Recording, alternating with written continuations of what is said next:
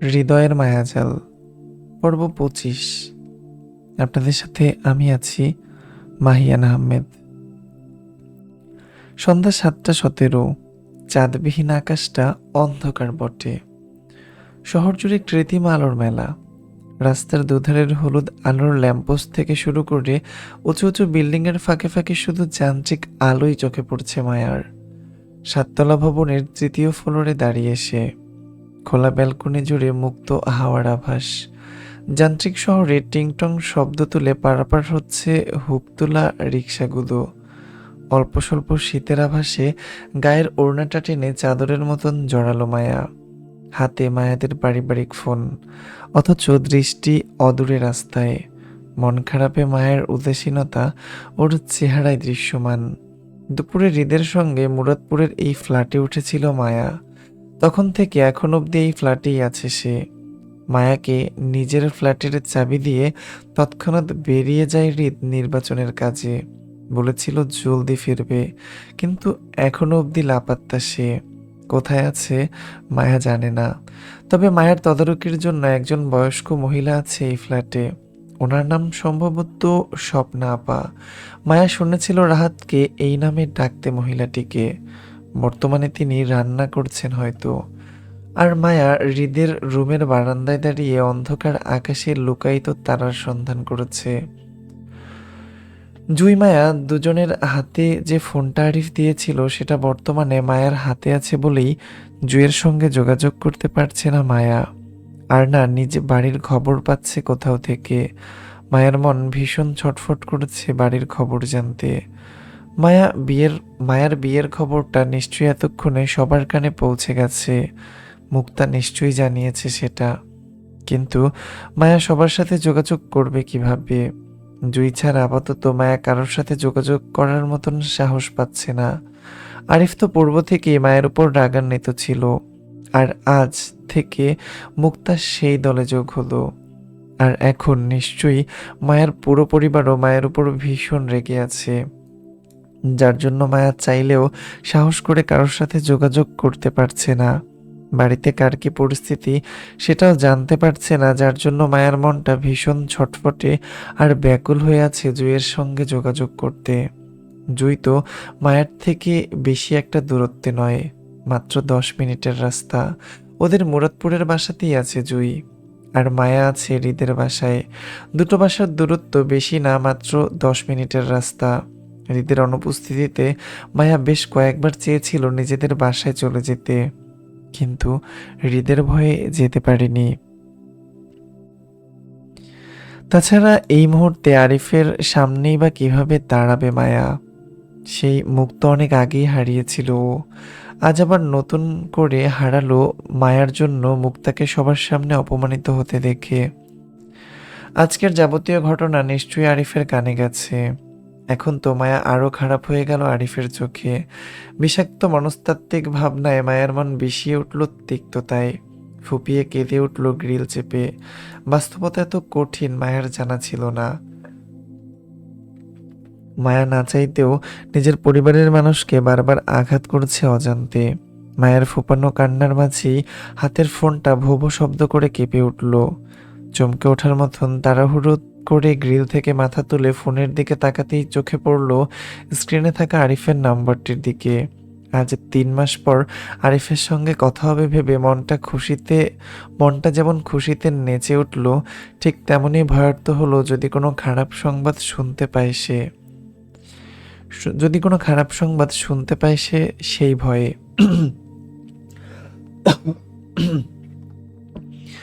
মায়া এক মুহূর্তের জন্য মনে মনে দোয়া করলো যাতে ওর পরিবারের কারোর কিছু না হয়।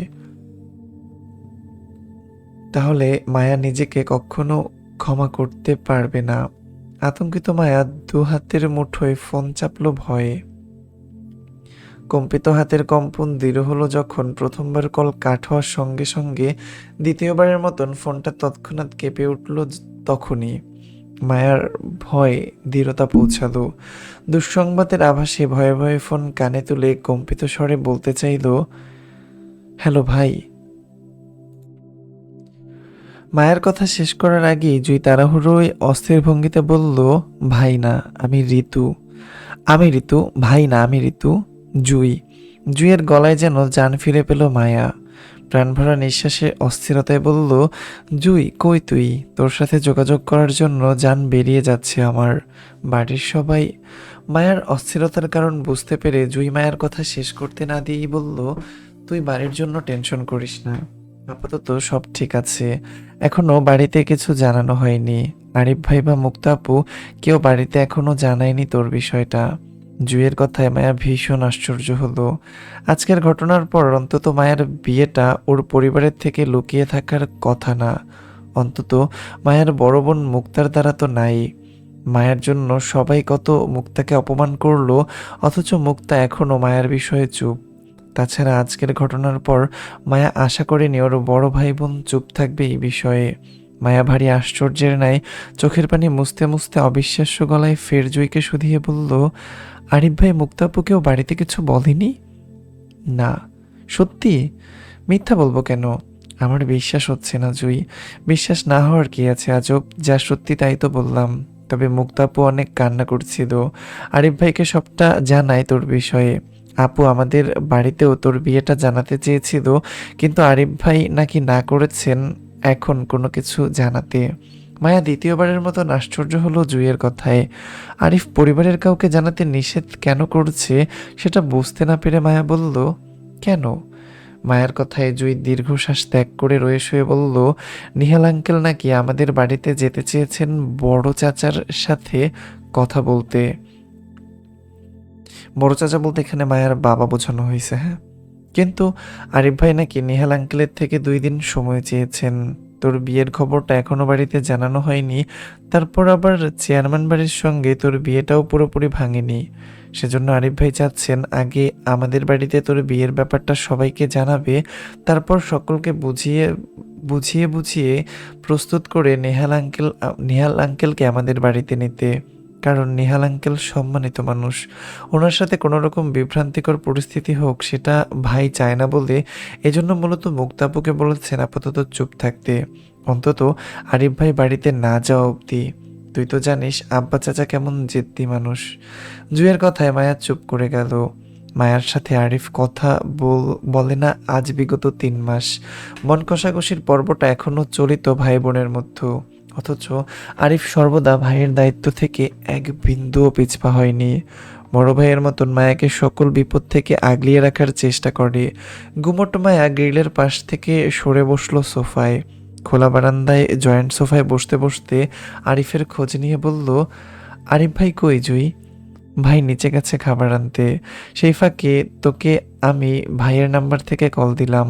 তুই কি এখন থেকে হৃদ ভাইয়ের সাথে থাকবি ঋতু? মায়া হতাশায় ডুবে বলল, জানি না। উনি তো বলেছেন আমাকে নাকি সঙ্গে নিয়ে যাবেন ঢাকা। এখানে আর রাখবে না। কলেজও নাকি ট্রান্সফার করাবে ঢাকাতে। মায়ের কথায় জুই অস্বস্তি বোধ করলো। দুজন হুটহাট একত্রে থাকার সিদ্ধান্তটা কেমন জানি লাগলো জুইয়ের। মায়াকে হুট করে হৃদ নিয়ে যাবে ভাবেনি জুই। তাছাড়া মায়াও নিজ পরিবারের পারমিশন ছাড়া এইভাবে হৃদের সঙ্গে চলে যাবে সেটাও ভাবেনি ও।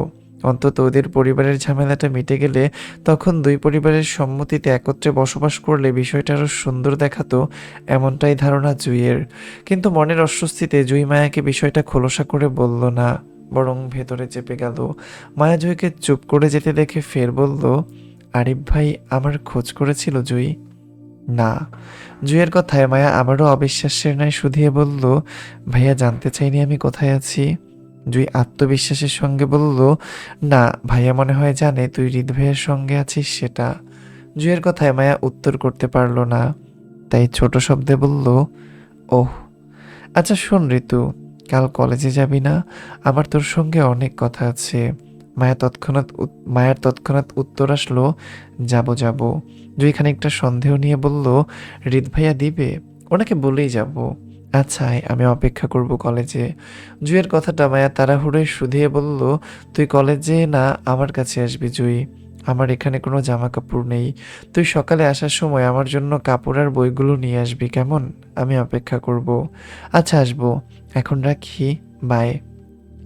আচ্ছা। টুটটুট শব্দে কল কেটে যেতেই মায়া কান থেকে ফোন নামিয়ে কোলের উপর রাখলো। স্বাভাবিকের ন্যায় শ্বাসরুদ্ধের গুমোট নিঃশ্বাসটা যেন স্বস্তিতে ছাড়লো। প্রথমে বাড়ির কথা ভেবে মনটা যেমন অস্থির ব্যাকুল হচ্ছিল, সেটা এখন আর নেই। অনেকটাই স্বস্তির হালকা হলো জুয়ের সাথে কথা বলে। মায়া অন্ধকার খোলা আকাশের দিকে তাকিয়ে স্বস্তির আর ভালো লাগা খুঁজে পেল। কয়েক পল আকাশের দিকে তাকিয়ে থাকতে অচিরের ভাবনায় হঠাৎ করে রাফার খেয়াল আসলো। মায়ের স্বাভাবিক মুখটা রাগের প্রকাশ পেল। চট করে চট করে কোলের ফোনটা উঠিয়ে কন্ট্যাক্ট নাম্বারে রাফার খোঁজ করলো। খোঁজাখুঁজি করে রাফার নাম্বার পেয়ে কল মিলানো আগেই কল মিলানোর আগেই কেউ বলল, কি ম্যাডাম, কি করেন? মায়া চমকে ওঠার মতন তৎক্ষণাৎ ঘাড় ঘুরিয়ে তাকালো পাশে। বারান্দার দরজায় হৃদকে দাঁড়িয়ে থাকতে দেখে তাড়াহুড়োয় রাফার কল কেটে ফোন লুকালো পেছনে। আমি কিছু দেখি না। মায়ের কথায় হৃদ কপাল কুঁচকালো। দরজার সামনে থেকে মায়ের দিকে এগিয়ে আসতে আসতে বলল, কি দেখবেন? আমি বললাম, কি করেন? আর আপনি সোজা দেখা দেখিতে চলে গেলেন। কি ব্যাপার, মুডে আছেন মনে হয়? নিজের কথায় মায়া নিজেই ফেঁসে গেল। হঠাৎ হৃদের উপস্থিতি ছিল ওর কাছে অনাকাঙ্ক্ষিত। সেজন্য মায়া হৃদকে দেখে সেই দুপুরের কথা মনে করে ভুল উত্তর করে ফেলল। মায়া নিজের কথা শুধাতে চেয়ে মিনমিন করে বলল, আসলে আমি ভুলে কিছু দেখি না বলে ফেলেছি। তার মানে আপনি বলতে চাচ্ছেন আপনি মুডে নেই? মায়া অবুঝের ন্যায় মাথা নাড়িয়ে অসম্মতি দিতেই হৃদ আবছা আলোয় মায়ার মুখোমুখি এসে দাঁড়ালো। গায়ে তার এখনো সকালের পোশাকটা জড়িয়ে। ব্যস্ততা এমন যে 2 মিনিটের স্বস্তির নেই। তারপর হৃদ মায়ার টানে বাসায় ফিরল শত কাজ ফেলে। দুজন একত্রে কিছুটা সময় কাটাবে বলে। নিচে আসিফ সহ আরো বেশ কিছু ছেলেপেলে বসে অফিসে। হৃদ হাতের ঘড়িটা খুলে সোফার সামনে টেবিলের উপর রাখতে রাখতে বলল, সমস্যা নেই ম্যাডাম, আমি আপনার মুড চালু করতেই আসলাম। আমার উপর ছেড়ে দিন আপনার মুড। হৃদের কথায় মায়া সিটিয়ে গেল। দুপুরের কথা মনে করেই ভয়ার্ত হলো। হৃদ হাতের ফোনটা একইভাবে ঘড়ির পাশে রাখতে রাখতে পুনরায় বলল, ফোনটা দাও। মায়া হৃদের কথায় জড়সড় হয়ে পিছনে লুকিয়ে রাখা ফোনটা বের করে দিল হৃদকে। হৃদ আনলক করা ফোনের গ্যালারিতে না গিয়ে সোজা ঢুকলো গুগল ওয়েবসাইটে। গুগল সার্চ হিস্ট্রি স্ক্রল করতেই দেখতে পেল অসংখ্য বাংলিশ লেখার সঙ্গে বেশ কিছু বাংলা টাইপিংও আছে সেখানে। হৃদ সচরাচর বাংলা পড়তে পারে না, জড়তা কাজ করে বাংলা পড়তে। তার পড়াশোনা থেকে শুরু করে সবটাই ছিল বাহিরে, যার জন্য বলতে গেলে তার বাংলা নিয়ে পড়াশোনা হয়নি তেমন। তবে তার বাংলিশ পড়তে সমস্যা হয় না, যার জন্য গুগল সার্চ হিস্ট্রিতে থাকা মায়ের যাবতীয় বাংলিশ লেখা পড়তেই হৃদের কপাল কুঁচকে আসে তীক্ষ্ণতায়। কেমন অদ্ভুত অদ্ভুত লেখা সব। জামাইকে কিভাবে পটাতে হয় তার পদ্ধতি কি, জামাইয়ের রাগ কিভাবে ভাঙতে হয় তার পদ্ধতি, জামাইকে বউয়ের ভালোবাসায় পাগল বানানোর পদ্ধতি কি, জামাইয়ের মন পাওয়ার পদ্ধতি কি, এসব লিখে লিখে পুরো গুগল সার্চ হিস্ট্রিতে ভরপুর। হৃদের জানা ছিল না এত সকল পদ্ধতির মাধ্যম যে গুগল বহন করে থাকে। জানলে অবশ্যই হৃদ নিজের বউয়ের ব্রেনও গুগলে খোঁজ করত। হৃদ ফোন থেকে দৃষ্টি সরিয়ে মায়ের দিকে তীক্ষ্ণ দৃষ্টিতে তাকিয়ে হাতের ফোনটা দেখিয়ে বলল, এসব কি, কি লিখছো এসব? গুগল জামাইকে বউয়ের ভালোবাসায় পাগল বানানোর পদ্ধতি কি বলে, জামাইয়ের মন পাওয়ার পদ্ধতি কি বলো? তারপর জামাই। হৃদের বাকি কথা শেষ করার আগেই মায়া চেঁচিয়ে উঠল তক্ষুনি। লাফিয়ে উঠে হৃদের থেকে ফোন কেড়ে নিতে চেয়ে উত্তেজনায় বলল, এই আমার ফোন দিন বলছি। বাজে লোক মানুষের ফোন দেখেন কেন? ফোন দিন। মায়া হৃদের থেকে ফোন কেড়ে নিতে চাইলে হৃদ হাতটা উপরে তুলে নিল। ছোট্ট মায়া হৃদের নাগাল না পেয়ে তৎক্ষণাৎ লাফিয়ে উঠে দাঁড়ালো সোফায়। হৃদের সঙ্গে কাড়াকাড়ি করতেই হৃদ নিজের এক হাত থেকে অপর হাতে ফোন সরাতে সরাতে বলল, এসব করে বেড়াও তুমি ফোনে? মায়া একইভাবে হৃদের থেকে নিজের ফোনটা নিতে চেয়ে জোরাজুরি করে বলল, আমি যা খুশি তাই করব, তাতে আপনার কি? আমার ফোন দিন বলছি। আমার বউ, আমারই তো সব।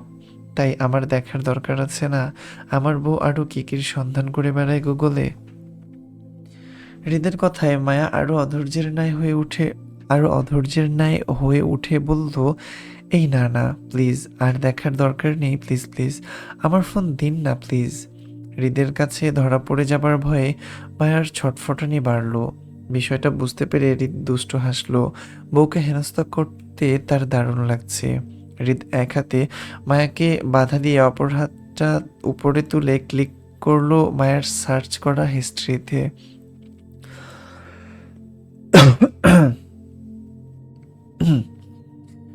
জামাইকে বউয়ের ভালোবাসায় পাগল বানানোর পদ্ধতি কি? লেখাটিতে ক্লিক করতেই সঙ্গে সঙ্গে হৃদকে সাজেস্ট করলো বাংলা লেখার সঙ্গে আরও কিছু রোমান্টিক হেলদি ভিডিও। সবগুলো সাংসারিক ব্লগ ভিডিও টাইপের ছিল, তাতে খারাপ কিছু নেই। তবে হৃদ যেহেতু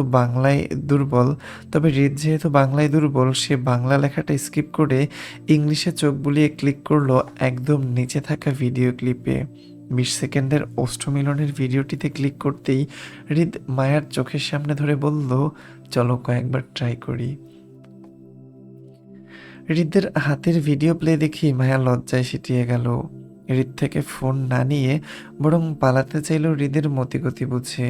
হৃদকে ঠেলে নিজের থেকে দূরে সরাতে চেয়ে ধাক্কা দিতে দিতে বলল, ছি কত খারাপ আপনি, দূরে সরুন সরুন। মায়ের কথায় হৃদ কপাল কুঁচকে বলল, আপনি লিংক পাঠাতে পারেন, বসে বসে ভিডিও দেখতে পারেন, আর আমি প্র্যাকটিক্যালি দেখতে চাইলেই দোষ। মজা যখন নিচ্ছেন তখন আমার থেকে নিলে দোষ কি? আমি পুরা ফিল দিব আপনাকে। ট্রাই করেই তো দেখুন। একবার ভালো না হলে দ্বিতীয়বার ট্রাই করুন, দ্বিতীয়বার ভালো না হলে তৃতীয়বার। আমি তো বারবার রিপিট করতে ইচ্ছুক। হৃদের লাগামহীন কথায় মায়া লজ্জার ভয়ে চুপ করে গেল মুহূর্তেই। হৃদের থেকে পালাতে চেয়ে লাফিয়ে সোফা থেকে নামতে নামতে বলল, আমি বাড়িতে যাব। মায়া দৌড়ে পালাতে চাইলে হৃদ তৎক্ষণাৎ পেছন থেকে মায়ের পেট পেঁচিয়ে ধরতে ধরতে বলল, আমি আসলাম, আপনি চলে যাবেন সেটা কিভাবে হয় ম্যাডাম? আগে লেনদেনটা শেষ করি, তারপর যাইয়ান। বলতে বলতে হৃদ দুহাতে মায়ের পেট পেঁচিয়ে নিজের কাছে টানলো। মায়া হৃদ থেকে বাঁচতে চেয়ে লাফালাফি করতে গিয়ে উল্টো বাধা পড়ল হৃদের হাতে। শক্তপোক্ত হৃদের শক্তপোক্ত হৃদের সঙ্গে শক্তিতে পেরে উঠতে পারল না। বরং হৃদ মায়াকে দুহাতে পেঁচিয়ে সোফায় চেপে ধরল বক্ষতলে। মুহূর্তের মাঝে হৃদের এক হাতে বন্দি হলো মায়ের দুহাত। অপর হাতে মায়ের গায়ের ওড়নাটা টেনে নিচে ফেলতেই মায়া ছটফট করলো হৃদের থেকে ছাড়া পেতে। অধৈর্যের ন্যায় বলল, প্লিজ প্লিজ আমাকে ছাড়ুন প্লিজ। মায়ার দুহাত মায়ের দুহাত মায়ের দুহাত মাথার উপর আড়াআড়িভাবে আটকে হৃদের এক হাতে। হৃদ সেই হাতে চাপ দিয়ে ঝুঁকে পড়ল মায়ের উপর। অপর হাতে মায়ের গাল চেপে ঠোঁট দুটো উঁচিয়ে ধরে বলল, সরি বউ, মাত্র ধরলাম, আর এক্ষুনি ছেড়ে দিলে বিষয়টা পুরুষত্বে চলে আসবে আমার। বলতে বলতে হৃদ মায়ের ওষ্ঠে মত্ত হলো। 5 কি 10 সেকেন্ড যেতেই হৃদ রোমাঞ্চকরের বাধা দিয়ে উচ্চস্বরে ফোনের রিংটনটা বেজে উঠল তক্ষুনি। মন্ত পরিবেশে মুহূর্তেই বিরক্তিকর হয়ে উঠল। তিরতির মেজাজে হৃদ মায়ের ঠোঁট ছেড়ে তাকালো টেবিলের উপর থাকা ফোনটির দিকে। স্ক্রিনে আসিফের নাম্বারটি দেখতেই ক্ষিপ্ত মেজাজ আরও ক্ষিপ্ত হলো। এমন একটা সময়ে হৃদের মোটেও পছন্দ হয়নি কেউ ওকে ডিস্টার্ব করুক। হৃদ ওই অবস্থায় হাত বাড়িয়ে ফোনটা নিয়েই রিসিভ করে কানে ধরলো। তিরতির মেজাজে চিবিয়ে চিবিয়ে বলল, হারামির বাচ্চা, আর সময় পেলি না কল দেওয়ার? হৃদের কথায় আসিফ তাড়াহুড়ো করে বলল, ভাই, জসিমের লোক আমাদের দুটো ছেলেকে মেরে রাস্তায় ফেলে গেছে মাত্র। ছেলে ছেলে দুটোকে হসপিটালে পাঠাচ্ছি। আপনি যদি একটু আসতেন তাহলে ভালো হতো। একটা চিঠি পাঠিয়েছে আপনার আব্বার নামে। চিঠিতে লেখা ওরা নাকি খানবাড়ির রক্ত চায়। জসিম নামক উটকো ঝামেলার নামটা শুনতেই হৃদ বিরক্ত হয়। 2 দিন পর পর একই কাজ করে জসিম নামক লোকটা। রাজনৈতিক দ্বন্দ্বের কারণে হৃদের বাবার বিরুদ্ধে কাজ করে সব সময়। তবে এতদিন ছোটখাটো ঝামেলা করলেও আজকাল বড় বড় ঝামেলা করতে চাচ্ছে সে। হয়তো সামনে ইলেকশন বলে হৃদের বাবার সম্মান নষ্ট করতে চাইছে জনগণের কাছে। মূলত এজন্য হৃদের রাজনৈতিক করা পছন্দ না। নেতাদের নামে সামান্য কিছু শুনলে ভোট চলে যায় অন্যদিকে। 5 2 দিনের পদ নিতে ইচ্ছুক নয় সে। তার যা দরকার আপোষ না পেলে জোর করে আদায় করার ক্ষমতা হৃদ খানের আছে বলেই সে প্রথমে চেয়েছিল জসিম নামক লোকটাকে ঠিকানায় লাগাতে। কিন্তু নিজের বাবার মহানতার কারণে পারছে না। আর এতে অতিষ্ঠ হৃদ। বিরোধী দলের প্রতি উদারতা দেখানোর কারণ সে বোঝে না। এই জসিমের ছেলেই তো এই জসিমের ছেলেই তো ফাহাদের গায়ে হলুদের রাতে রাদিফের উপর হামলা করেছিল। ভাগ্য সহায় থাকায় সে যাত্রায় রাদিফ বেঁচে যায়। কিন্তু হৃদ ও জসিমের ছেলেকে ছেড়ে দেয়নি। দুপা কেটে এখনো পঙ্গু হাসপাতালে ফেলে রেখেছে। সেজন্য হয়তো জসিম লোকটা ছেলের পঙ্গু হওয়ার প্রতিশোধে হৃদের ছেলেপেলেকে আঘাত করেছে। তবে বিষয়টা এবার বেশি বাড়াবাড়ি হয়ে গেছে হৃদের কাছে। এবার জসিমকে ঠিকানা না লাগালেই নয়। বিরক্তিতে হৃদ আসিফকে কিছু বলবে তার আগেই বেখেয়ালি দৃষ্টি পড়ল নিজের বক্ষতলে শায়িত মায়ার দিকে। হৃদের কুচকানো কপালের ভাঁজ মুহূর্তেই সোজা হয়ে যায়। দৃষ্টি ঘোরালো বইয়ের নিষ্পাপ মুখে। হৃদ হাতের ফোনটার আলো মায়ার মুখে ধরল।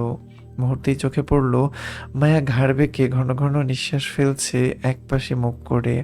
অপর পাশে গাল হতে গলা অব্দি মায়ার ঠোঁটের ছড়ানো লিপস্টিক লেপ্টে আছে। অতি ছোট দৃশ্যটা যেন হৃদের বুকে আঘাত করলো। অজানা ভালো লাগায় তার ক্ষিপ্ত মেজাজ মুহূর্তেই শীতল হলো। কিছু জায়গায় হৃদ চাইলেও রাগ করতে পারে না, তার বউয়ের সামনে তো নয়। হৃদ মায়ের উপর ঝুঁকে পড়তে পড়তে পুনরায় ফোনটা কানে নিয়ে আসিফকে শুধালো, তুই কাজ কর আসিফ, তুই গাড়ি বের কর, আমি আসছি। আজ জসিমের বাসায় দাওয়াত খেতে যাব আমরা, কি বলিস? জি ভাই। হৃদ ফের শুধালো আসিফকে, আমি নিচে না আসা অবধি যেন তোর দ্বিতীয় কল না আসে, আমার ফোনে মনে রাখিস। জি ভাই। আসিফ কল কেটে দিতে হৃদ মায়ের দিকে তাকিয়ে থেকে হাত থেকে ফোনটা আস্তে করে রাখলো টেবিলের উপর। পুনরায় একইভাবে মায়ের উপর ঝুঁকে গলায় ডুবে মায়াতে মত্ত হতে হতে বলল, সরি বউ, তোমার সাথে কাটানোর সময়গুলো অনেক কঠিন মনে হচ্ছে। কাছে পেয়েও যেন হারিয়ে ফেলছি তোমায়। আমার হয়েই থেকো বউ, আমার হয়েই থেকো বউ। আমার তোমাকে চাই, একবার নয় বারংবার। আচ্ছা, এখন হচ্ছে প্লট চেঞ্জ হয়ে গেছে, অন্য প্লটে আমরা যাচ্ছি, তো মনোযোগ দিয়ে শুনেন, নাইলে আবার আপনারা কনফিউজড হয়ে যাবেন।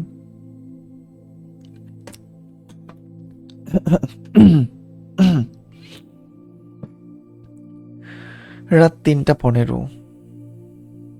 শেষ রাতের প্রহর ঘনিয়ে ভোর হতে চলল। সবেমাত্র বাসায় ঢুকলো হৃদ। চারপাশে নিস্তব্ধ আর নিশ্চুপ পরিবেশ।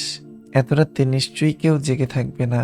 হৃদের পিছন পিছন আসিফও এসেছিল, তবে সে নিচতলায় চলে গেল নিজের বরাদ্দকৃত রুমে ঘুমাতে। জসিমের ম্যাটার শেষ করতে করতে তাদের এতটা সময় লেগেছে। আশা করা যায় আজকের পর জসিম বা তার লোকজন অন্তত হৃদের বাবার পেছনে লাগবে না। ফ্ল্যাটের দরজা খুলে ভেতর থেকে লক করতেই আশেপাশে নীরব দৃষ্টিতে তাকালো হৃদ। ড্রিম লাইটের আলোয় জনমানবহীন বাসর ঘরটা দেখে এগুলো নিজের কক্ষের, সরি, বাসর ঘর না, এক্সট্রিমলি সরি সরি সরি, এটা হবে আমি পড়ি, হ্যাঁ। সরি, হ্যাঁ। ড্রিম লাইটের আলোয় জনমানবহীন বসার ঘরটা দেখে এগুলো নিজের কক্ষের দিকে। চাপানো দরজা ঠেলে রুমে ঢুকতেই চোখে পড়ল খালি ঘরটাকে। বুঝতে পারলো মায়া হৃদের ঘরে ঘুমায়নি। হৃদ কক্ষের আলো জ্বালিয়ে এগুলো সামনে। হাতের চাবিটা ড্রেসিং টেবিলের উপর রেখেই মায়ার সন্ধান করলো পুনরায় কক্ষ থেকে বেরোতে বেরোতে। পরপর 2 কক্ষ চেক করে তৃতীয় কক্ষে প্রবেশ করতেই মায়ার দেখা মিলল সেখানে। এলোমেলো পা ফেলে বিছানায় শুয়ে মায়া, খোলা চুল বিছানা পেরিয়ে ফ্লোরে পড়ে। হৃদ এগিয়ে সেই ঘুমন্ত মায়াকে কোলে তুলে নিল। অন্ধকারে সেভাবে এসেছিল, ঠিক একই গতিতে পরপর পা ফেলে চলল নিজের কক্ষে। মায়াকে বিছানায় শুয়ে বেডসাইডের আলো জ্বালিয়ে মায়ের গায়ে ব্ল্যাঙ্কেট জড়ালো হৃদ। ঠান্ডায় উষ্ণ আরাম পেতেই মায়া কাত হয়ে শুলো গায়ের ব্ল্যাঙ্কেটটা টেনে।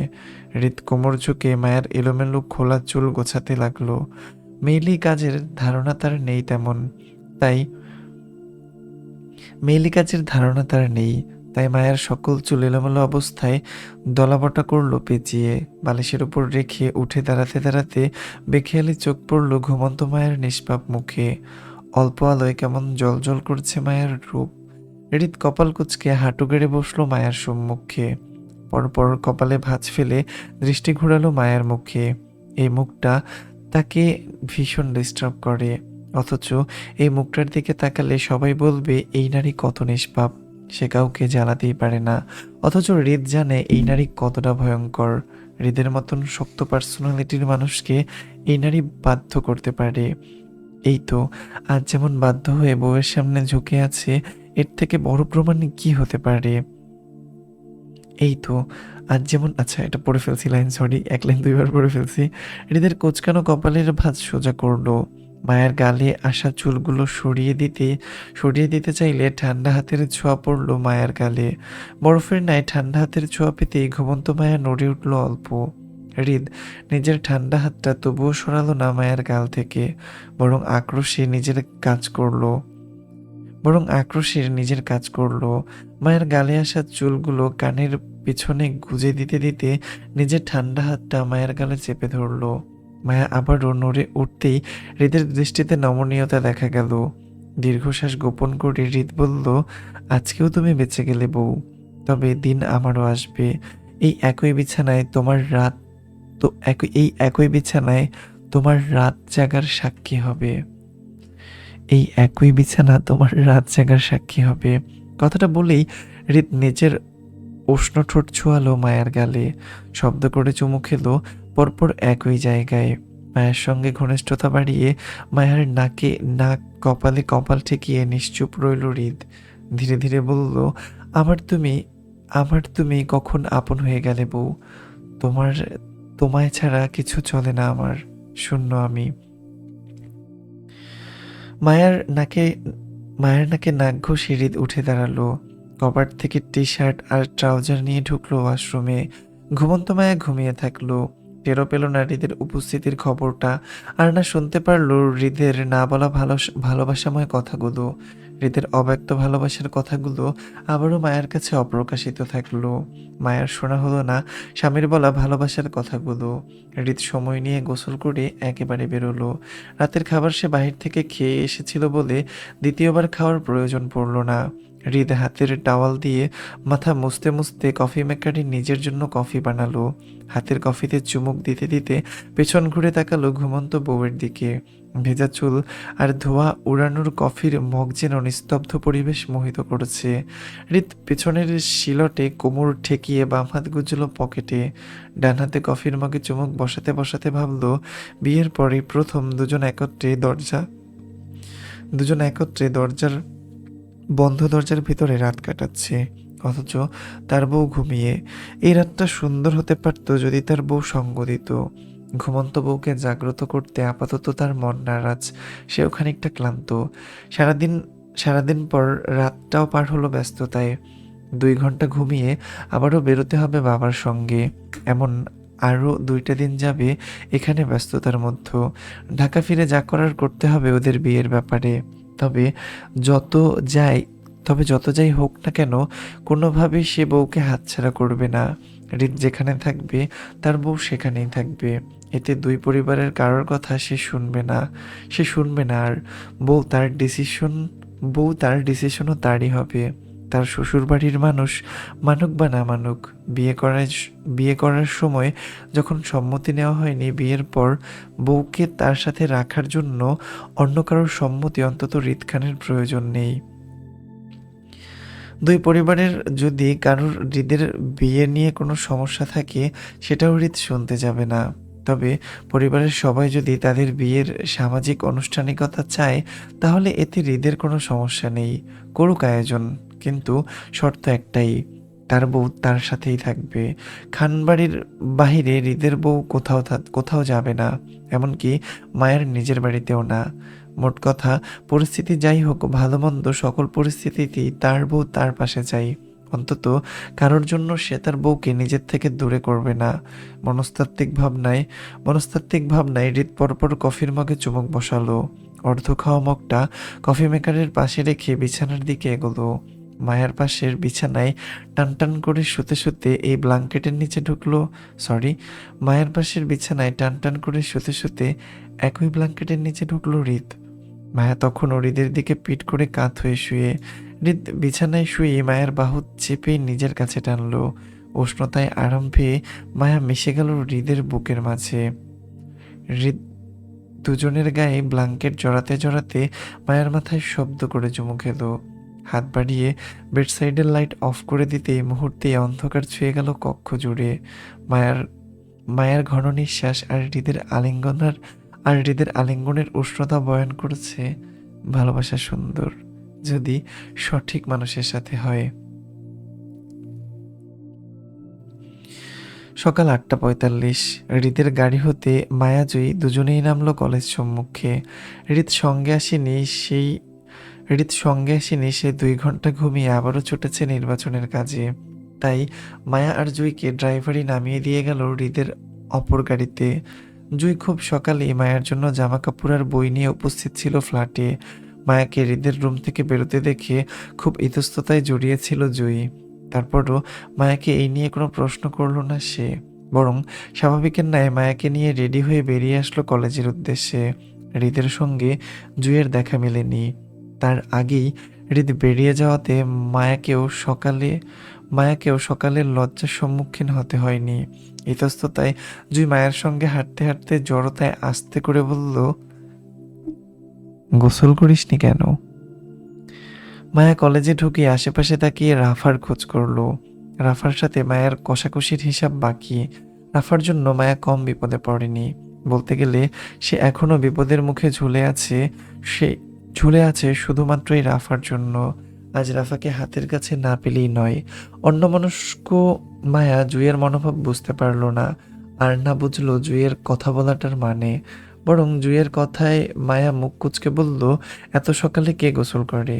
আমাকে দেখেছিস কখনো এত সকালে গোসল করতে? যে আজ করব শুধু উল্টাপাল্টা কথা বলিস। মায়ের কথায় জুয়ের ইতস্ততা আরো বাড়লো। মায়াকে সরাসরি কিছু বলতে না পেরে আরো ইঙ্গিতে বুঝিয়ে মিনমিন করে বলল, এখন তো আলাদা বিষয়, তাই না? মায়া জুয়ের কথার অর্থ না বুঝে আশেপাশে রাফার খোঁজে অনুসন্ধানী চোখ ঘুরিয়ে বলল, কিসের আলাদা বিষয়?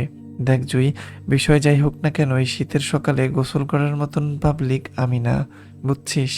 গোসল না করে বেরিয়েছিস যে ভাই কিছু বলবে না? সে আবার কি বলবে? আমি কি তার মতো নাকি যে কথায় কথায় গোসল করব? সে তো রাত নেই দিন নেই যখন তখন গোসল করে। রাত 3টা বাজে উঠে গোসল করা পাবলিক। এসব মানুষের সাথে আমার তুলনা দিলি কেমনে?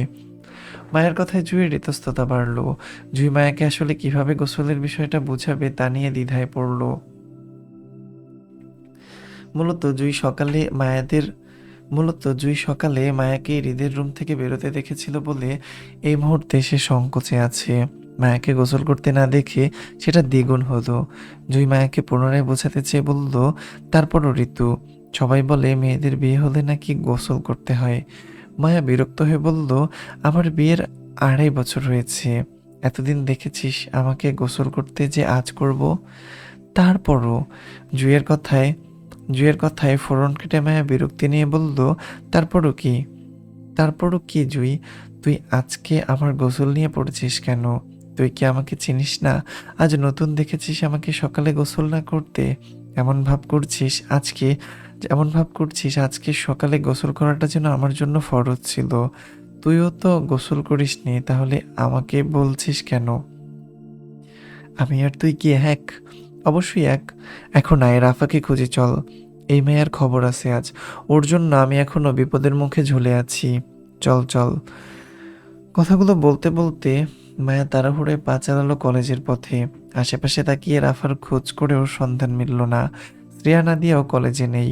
মায়ের কলেজের গেট পেরিয়ে মাঠে যাবে, তখনই পেছন থেকে মায়ের কাঁধ জড়িয়ে ধরে উৎফুল্লতায় বলল, জানো এসেছিস, আই মিস ইউ।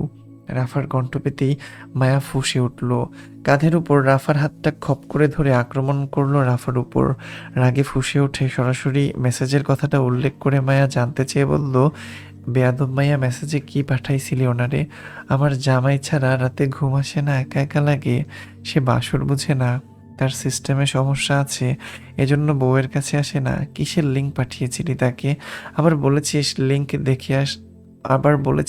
দেখে দেখে দেখে শিখতে।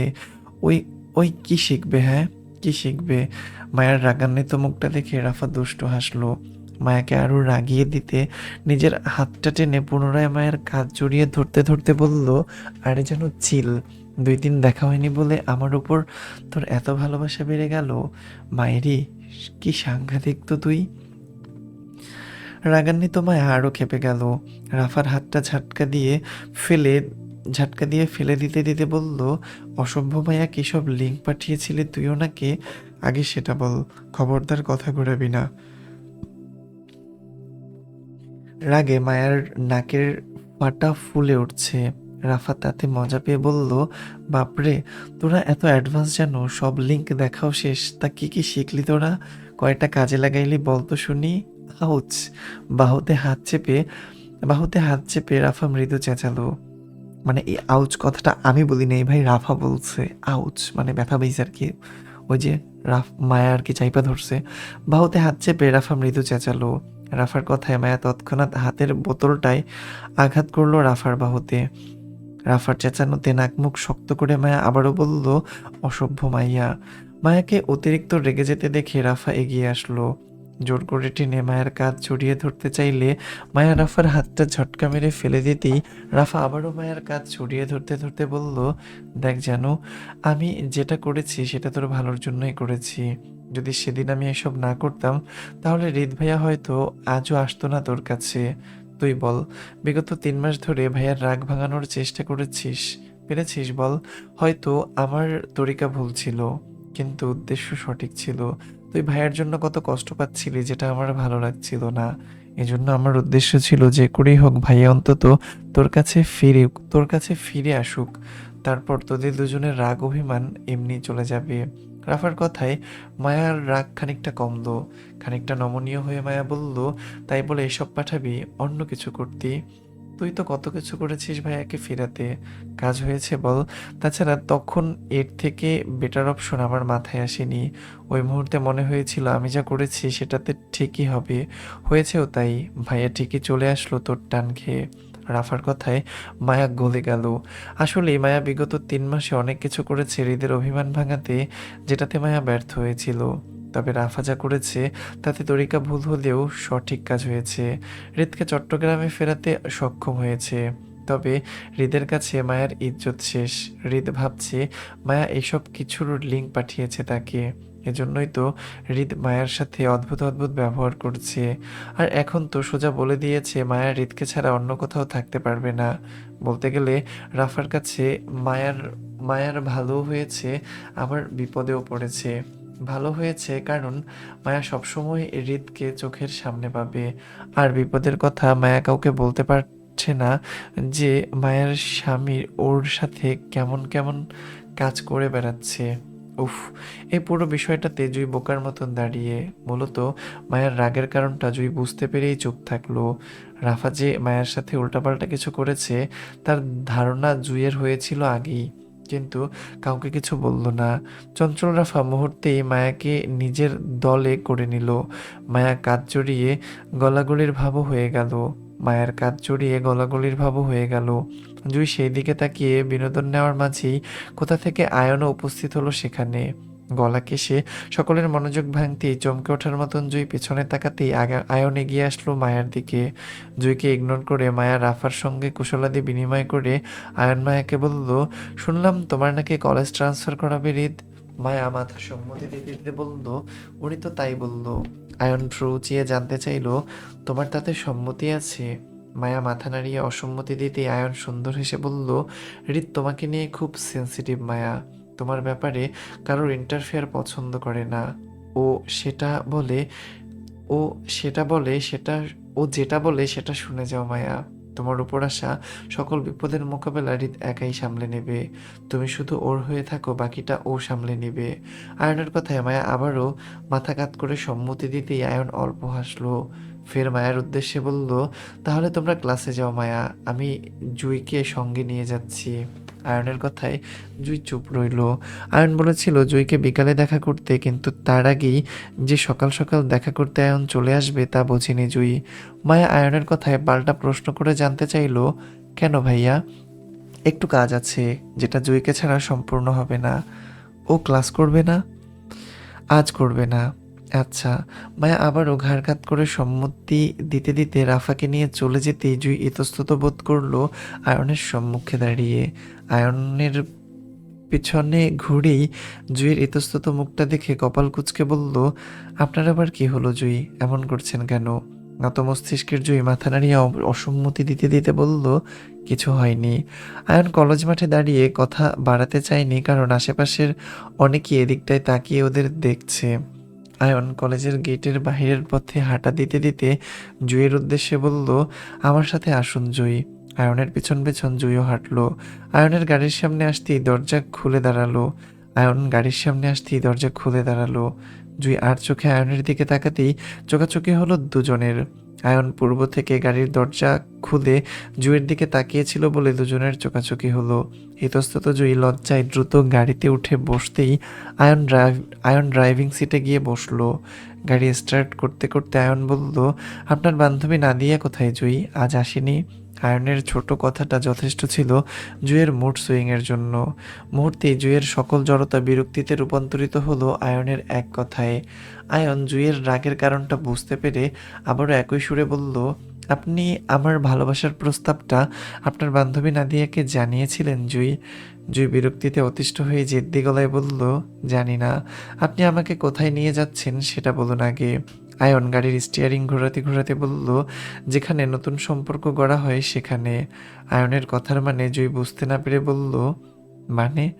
মানে আজকে আমার বিয়ে, সেজন্য আপনাকে নিয়ে যাচ্ছি সাক্ষী হতে। জুঁই আয়নের কথা সিরিয়াসলি নিল না। অহেতুক মজা বলে উড়িয়ে দিতে দিতে বিরক্ত গলায় বলল, আপনার বিয়েতে আমার কি কাজ? আমাকে কেন নিয়ে যাচ্ছেন? আমি কোনো সাক্ষী টাক্ষী হতে পারবো না। আমাকে কলেজে দিয়ে আসুন, ক্লাস করব। জুঁইয়ের কথায় আয়ন আর হেয়ালি করলো না, বরং সিরিয়াস হয়ে বলল, কাল কালকের কথা ভুলে যাচ্ছেন জুঁই?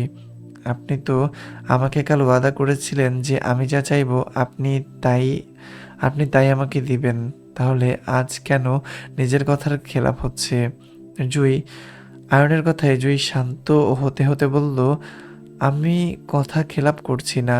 আমাদের রক্তেও নেই কথা দিয়ে না খেলাপ করাটা। আপনি বলুন আপনার কি চাই? আয়ন সরাসরি আবদার করে বলল, আপনাকে চাই জুঁই। জুঁই শকড হওয়ার মতন করে বলল, মানে? আয়ন জুঁইয়ের সরাসরি আয়ন জুঁইকে সরাসরি বিয়ের প্রস্তাব দিয়ে বলল, আমি আপনাকে আজ বিয়ে করতে চাই। করবেন আমাকে বিয়ে? অসম্ভব। জুঁইয়ের অসম্মতি আয়ন শা জুঁইয়ের অসম্মতিতে আয়ন শান্ত কণ্ঠে বলল, আমার হয়ে যান জুঁই, সারা জীবন আগলিয়ে রাখবো আপনাকে। যদি আজ আমাকে ফিরিয়ে দেন তাহলে লাইফে আপনি কখনো তৃতীয় চান্স পাবেন না আমার জীবনে ফিরে আসার। আমি অনেক কিছু চিন্তা ভাবনা করেই দুজনের জন্য এই ডিসিশনটা নিয়েছি জুঁই। আমাকে খালি হাতে ফেরাবেন না। বাকিদের সামলে নেওয়ার দায়িত্ব আমার। আপনি শুধু হ্যাঁ বলুন। আয়নের কথায় যেন জুঁইয়ের মাথায় আকাশ ভেঙে পড়ার মতন চাপ পড়ছে। খালি মস্তিষ্ক ধপধপ করছে আয়নের কথাগুলো। জুঁই কিছু বুঝে না বুঝে শুধু আয়নকে না করে যাচ্ছে একের পর এক। অসম্ভব, মানে অসম্ভব বলছে আর কি। জুঁইয়ের না করার সঙ্গে সঙ্গে গাড়িটি থামলো একটা কাজী অফিসের সামনে। কলেজ থেকে মাত্র 10 মিনিট দূরে কাজী অফিসটি, আর সেখানে অনেকেই দাঁড়িয়ে। রাদিফকে দেখা গেল হাতে দুটো বরমালা নিয়ে আয়ন জুঁইয়ের অপেক্ষা করছে উৎফুল্লতায়। সঙ্গে 4টি মেয়ে 7-8 জনের মতন দামড়া দামড়া ছেড়ে দাঁড়িয়ে একত্রে। আয়নের গাড়িটি থামতেই সকলে হইচই করে এদিকটায় এগিয়ে আসতে চাইলে আয়ন গাড়িতে বসা অবস্থায় হাতের ইশারায় সবাইকে থামতে বলল। সকলে থেমে যেতেই আয়ন দীর্ঘশ্বাস নিজের মধ্যে টেনে আস্তে ধীরে বলল, আপনার হাতে 1 ঘন্টার মতন সময় আছে জুঁই। 1 ঘন্টা ভেবেচিন্তে তারপর উত্তরটা দিবেন আশা করছি। এখন থেকে হয় আপনার সাথে আমার নতুন যাত্রা এখন থেকে হয় আপনার সাথে আমার নতুন যাত্রা শুরু হবে, নয়তো এখানে সবকিছু রীতি ঘটবে। এখন বাকি সম্পূর্ণটা আপনার হাতে। আমি এতে আপনাকে জোর করব না। তবে একটা কথা মাথায় রাখবেন জুঁই, আজ আমি এখান থেকে খালি হাতে ফিরে গেলে সোজা বিয়ে করে নিব পারিবারিক পছন্দের মেয়েকে। আমার দেখা আপনি কখনোই পাবেন না। আপনি যদি রাজি থাকেন তাহলে গাড়ি থেকে নেমে দাঁড়াবেন, মেয়েরা এসে আপনাকে নিয়ে যাবে। অসম্মতি হলে সমস্যা নেই, গাড়ি থেকে নামার প্রয়োজন নেই। আমি বুঝে নেব আপনি বিয়েতে রাজি নন। কথাটা বলেই আয়ন গাড়ি থেকে নেমে চলে গেল নিজের বন্ধুদের উদ্দেশ্যে। জুঁই অশ্রুসিক্ত ঠোঁট জুঁই অশ্রুসিক্ত চোখ জুই অশ্রুসিক্ত চোখ ঠোঁট কামড়িয়ে কাজী অফিসের দিকে তাকালো। এই মুহূর্তে জুইয়ের কি ডিসিশন নেওয়া উচিত বুঝতে না পেরে দুহাতে মুখ ঢেকে ফোপাতে লাগলো কান্নায়। মায়া মায়ার পরিস্থিতির মায়া পরিস্থিতির শিকার হয়ে পরিবারকে না জানিয়ে বিয়ে করেছে বলে এটা নিয়ে কত কিছু হচ্ছে। ওদের পরিবারের মানুষজন জানলে কি হবে সেই ভয়ে আছে ওরা। এমন একটা পরিস্থিতিতে আয়ন কিভাবে জুইকে এনে দাঁড় করালো? জুইয়ের এখন কি করা উচিত? আয়নকে ফিরিয়ে দেওয়া নাকি গ্রহণ করা উচিত? আয়নকে আজ ফিরিয়ে দিলে চিরতরে জুই হারাবে আয়নকে। বারবার আয়ন আসবে না জুইয়ের কাছে ভালোবাসার দাবি নিয়ে ছোট হতে। আবার আয়নকে গ্রহণ করে যদি এই মুহূর্তে বিয়ে করে নেয়, তাহলে ওর পরিবারের সঙ্গে আবারও বড় ধরনের ধোঁকাবাজি করা হবে, যেটা জুইয়ের দ্বারা কখনোই সম্ভব নয়। যাই হোক, এই পর্যন্তই ছিল এই পর্বটি। সবাই ভালো থাকবেন, সুস্থ থাকবেন আর অবশ্যই নিজের যত্ন নেবেন। আজকে আসছি। আল্লাহ হাফিজ।